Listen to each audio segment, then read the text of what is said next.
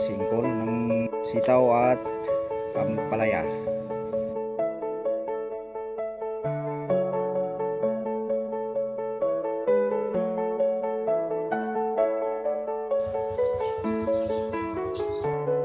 Okay, good morning.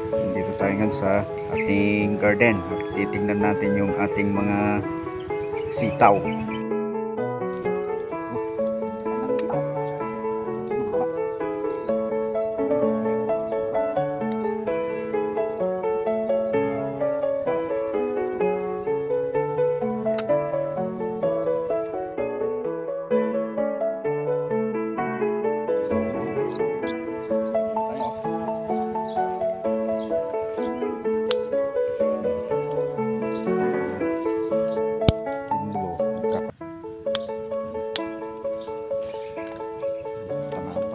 Isang kilo siguro yan.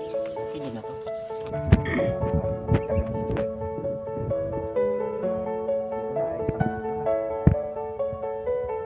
Lalaki na.